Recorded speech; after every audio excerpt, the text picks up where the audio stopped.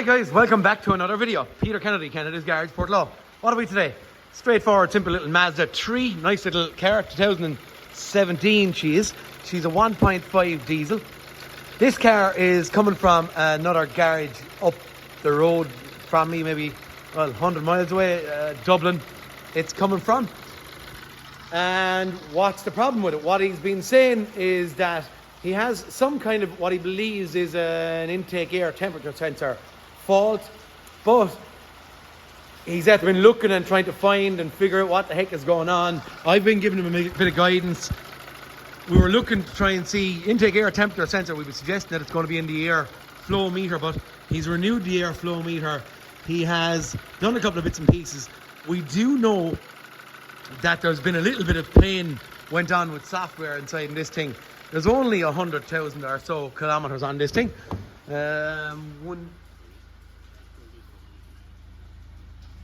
Actually 92,000 kilometers. But what we have on our dash here is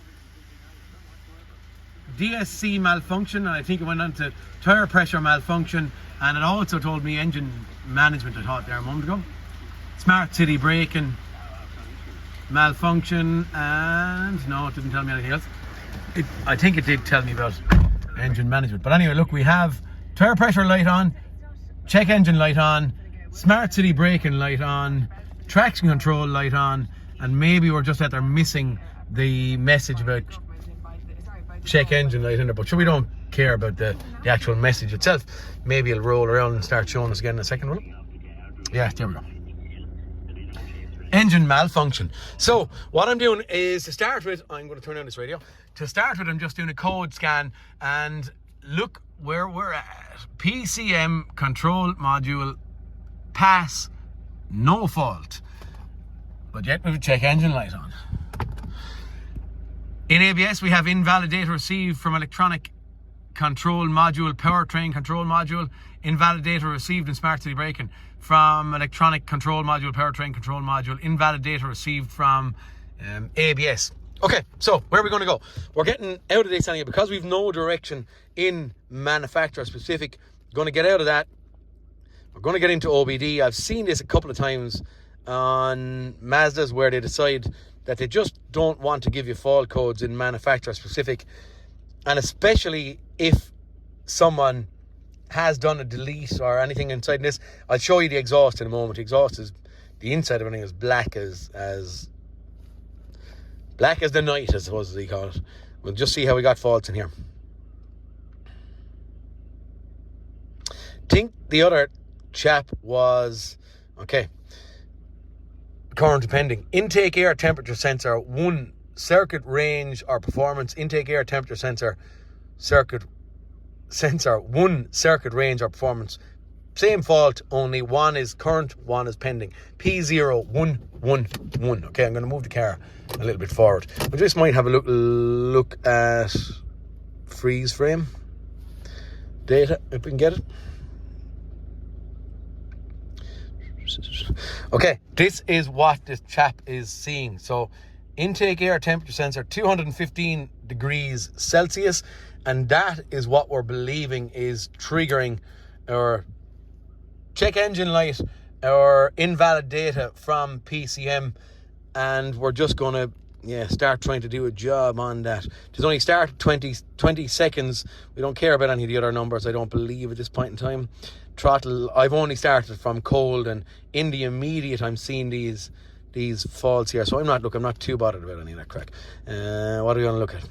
Get out and we'll look at live data if we can. Live data, come on baby. When I start my videos, I don't know, before I know it, I have 5 minutes of jibber jabbering going on here. You can see it here. Intake air temperature 215 degrees Celsius. We are crack our jack there anyway, and I don't really care about that now, do I? We'll just look at that for the time being. Now, where are we going to go? I have been out here and I have disconnected on a previous occasion, one day, I have disconnected my airflow meter and it doesn't change. So I think we have discrepancies here. What are my discrepancies? So maybe, yeah, I'll show you the exhaust at another point. My discrepancies could there be two intake air temperature sensors on this car? Because don't have a wiring diagram for the actual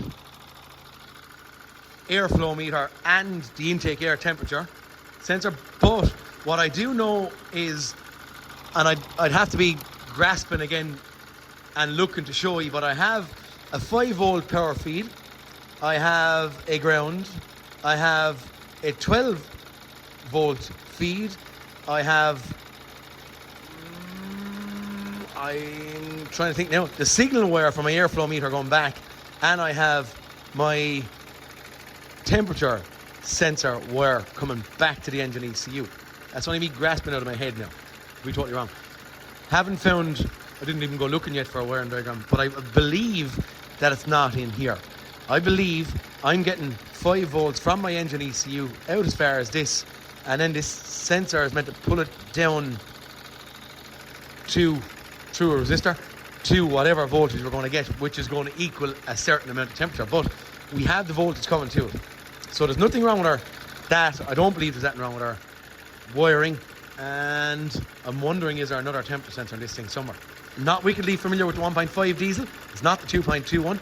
So I have to do a little bit of hunting and pinpoint and see where the heck I'm going to go. I have a CX-3 here that I could probably cross-reference if I wanted to try and get some kind of indication of where we're going to go. But that's what we're going hunting down today, okay? Okay, this is the only car I can do a cross-reference on. It's a little CX-3 that has a 1.5 diesel engine inside it. Horrible day again. And I'm just looking at my intake air temperature on this car is 9 degrees. So that's good. That's right.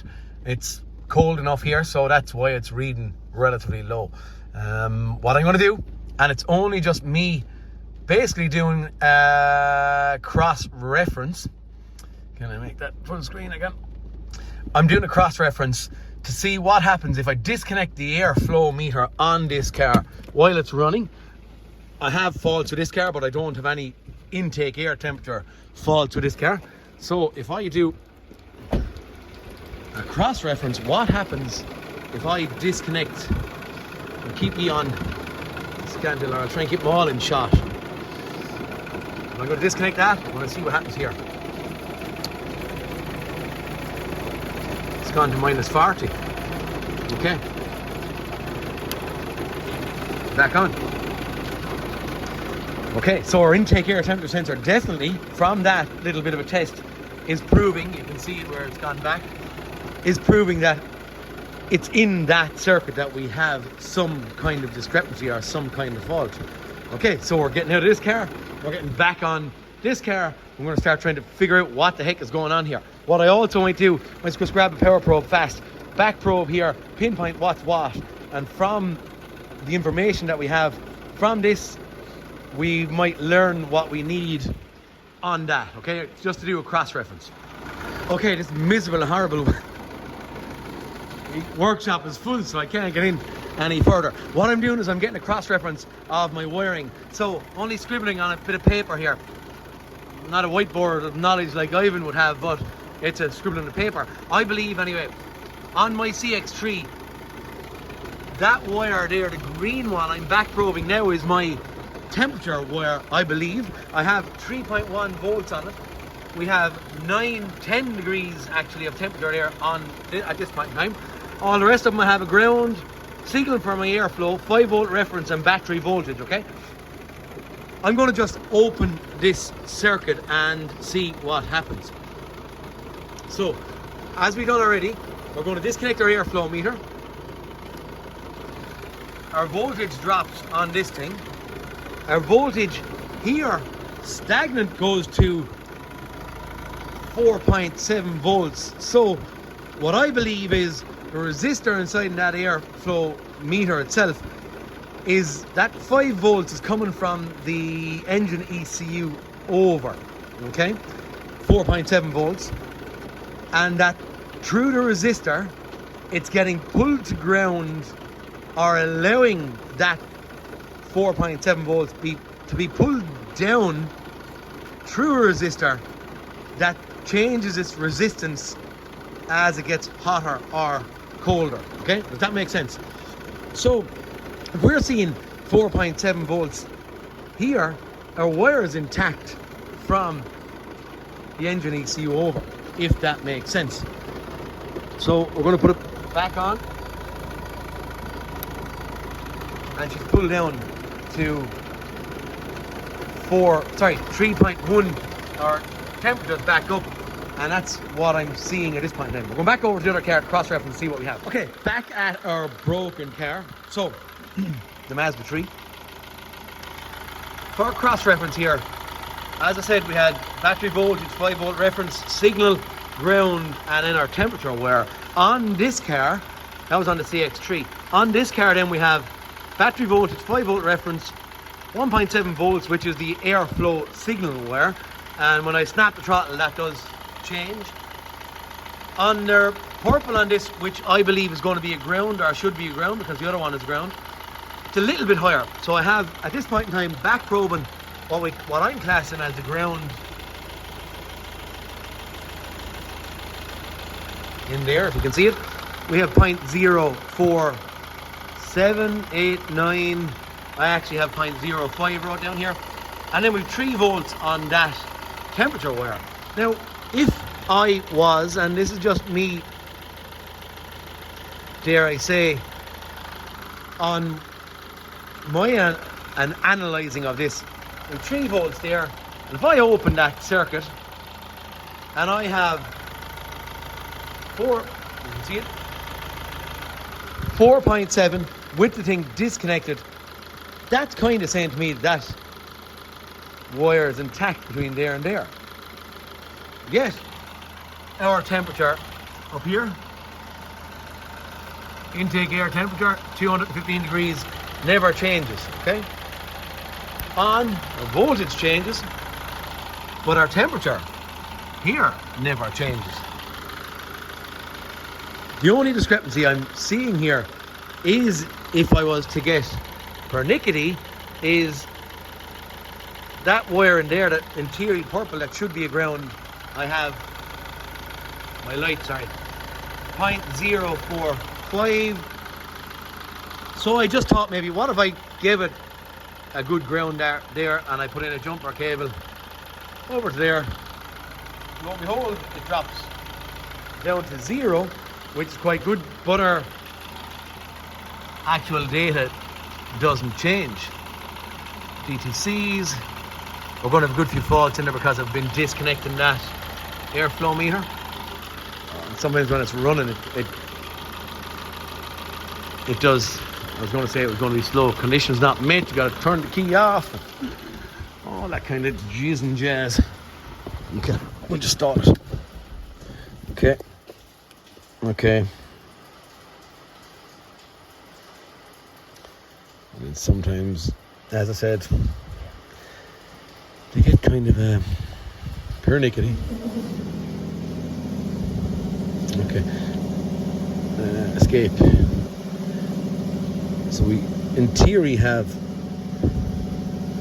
no code to this point in time, but yet we still have 215 degrees of intake air temperature. What are we getting caught with? Is it software? Do I have to worry about maybe wiring from here to here? I don't think I do. Once I have my 4.7 volts getting as far as it, wires have to be intact. Is it only solely and must be software?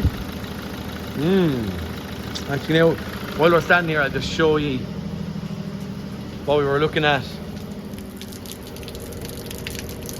Okay.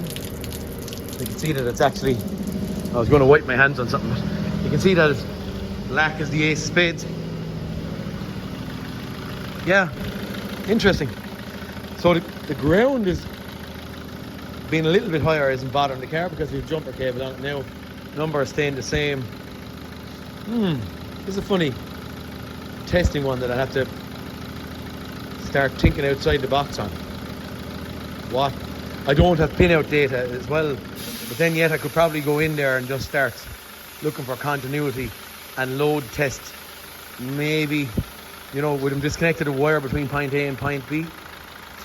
Interesting. Okay, quite fast. I just looked and my wiring harness is coming over around here, blah, blah, blah, up to the engine ECU. But I know from taking these engines out fairly relatively commonly, not the 1.5s but the 2.2s, that block connector there is going onto the engine and engine only. So the other block connector is one I headed into, not knowing my pin-out data, but I just found a couple of green wires. I have a multimeter on ohms, and I have it going from there, and I'm trying to back probe here and get a complete circuit. Now, if you can see what we have here, open loop. The minute I plug it in, lo and behold, I have 0.5 of an ohm of resistance. So that is our wire. It's the only green wire in this that is actually giving me continuity. So we're blaming that for landing over here. I'm going then with my test light from battery positive over here. If I put that onto a ground, am I right? Put that onto a ground. Yes, she'll light. So what I'm doing is I'm jumping a ground to that wire, running down around, back up. So that ground should be landing here if it's coming from over there around. And lo and behold, when I stick it in, I have a good wire. So I can load test that wire, and that wire is intact. So the long and short of it is this thing must be just, has to be just software related. I think I am done. I am out. And we don't have to go near this thing again. As I said, man changed that. Yeah, it's software related of some sort. Okay. Are we nearly putting this to bed for now? Okay, back on the other one. CX3. 9 degrees. I'm just doing testing for myself, trying to figure out. Back probing my signal wire, I'm believing. If I disconnected that one, which I did earlier on, I had minus 40 degrees. The other one never changes from 215. What I'm doing is when I disconnect it, it goes 4.7 volts. Connected is 3 volts. So 4.7 volts gives me minus 40 on this car. 3 volts gives me 10 degrees on this car. So then 0 volts would have to give me high temperature. So what I'm doing is I'm just from battery negative there, my test light coming out, and I'm just jumper cable ground to that signal wire, and it goes to 120. But it never goes near 215 degrees. So it's only just a test for me to get my own head in a place. Okay, a couple of days have passed, so I don't know exactly where I've left off, but we do know, and we are aware, and we are calling engine ECU problem in here. I can't even remember if I spoke about software and DPF being deleted out of this, etc. I think I did. I think I showed the rear exhaust where all the stuff was. Have check engine light on, as you know. We have, if you can see that, engine malfunction showing up there. On manufacturer specific, again we can't see it, sun, thank goodness a bit of sun back. We have invalid data received from electronic control module, invalid data, and then in powertrain we are clear as a whistle with a check engine light on. So we do know why that's on. Excuse me. I'm going to exit out of this, escape, OBD. What am I doing? I'm going to a colleague of mine, which is John Coleman from AHS Tuning. What does John do? John does software and engine ECU repairs. And what I'm actually doing by going to him is we are going to delete, as per discussion with the owner of the vehicle, which is a trade customer, and a, have to move the car, and a discussion with John about what could be wrong in here. We're debating or suggesting that we have, sorry about the sun again, a driver or some kind of a problem going on in here.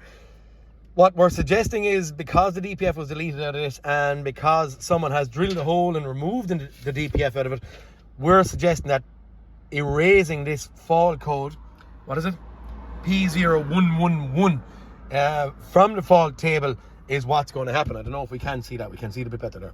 So I'm going to John now. As I said, a good colleague of mine in this industry. Use him a bit. Not in favour of this, but because of the position we're in, we have two options. We either get another engine ECU and then delete the DPF out of it, or another DPF and reinstate the original software on this ECU. So what we're choosing to do for the customer, for speed, is we're choosing to write that off the fault code table, okay? Don't know whether John is going to want to go on camera or not, but anyway, that's what we're going to do, and I'm heading to Dungarvan to do it at this point. Okay guys, I have been in John Coleman's, as I said there in Dungarvan. Absolutely bang on. You're not going to get a sound or bloke. Himself and David are as sound as you're going to get, and as helpful as they can be. You really couldn't undermine these guys. They're just sound as a pound. Here we are. We have no faults. We have no check engine light on, and we've no message on the dash. We have 92,976 kilometers on this. I'm going to do a bit of driving on this, make sure everything's okay. What we've done is, as we said there, and I will explain in a while again a bit more, is just deleted this P0111 intake air temperature fault. So like if I did go in here and look at my live data, actually I'm in OBD now because we wanted to be sure it had gone out of all of them. If I did go into history, I did go in here and enter our live data, we do still have live data numbers being crackers, but as I said, we're looking at potentially a driver of some form or thinking inside in the engine ECU that has been upset, bothered by the first company, whoever had done the original DPF delete, and drilling out of the DPF on this, we're believing has created a fault in the engine ECU. So because of cost, we're not to do with us, but because of cost, we're trying to, what are we doing? We're at temperature. TEMP. Okay, so you can see down here, our intake air temperature is still 215 degrees, which is wrong, but as we have proven to ourselves that it's not wiring, it's not the intake air temperature sensor. There is only one on this car. It is internal in the actual engine ECU, and John has just helped me out, and all of this is to try and save the customer money, because the customer has been taken down a path, not by us but by someone else, by drilling the DPF, by changing our, bothering the software, not doing it right. So we're on this path only to try and help the customer, not because this is what I want. I don't do this normally, but we're left in a position that we have to undo what was done, renew the DPF, renew the software on the engine ECU, and then go back and try and find the primary problem that was causing the issue here in the first place. Why was the DPF blocking? So that's where we're at. We're going to drive for a couple of miles and see where we're at, make sure this light or no messages come back on, and off we go. Okay guys, don't know how many miles we're done on it, but I think I have about 50 or 60 kilometers done on it. No engine lights on, no messages, code scan, PCM is clear, and our invalid data is gone from our tree here. Happy days, job done. This is probably not something that I would recommend and or even do only for the situation. The situation, as I said there, is that someone had deleted it before us, putting us in a position that it needed a new DPF. If we were to go back, and then we'd have to do the original map back on it, and then we'd have to go along and fix the underlying problem. Garage that owned it didn't really want to go that way, wanted the cheapest, fastest option out, so here's where we went. But you can see that you do have to do this crack at times because of the decisions someone has made before you, and due to cost implications. But anyway, that's it. Look, we are done on this one.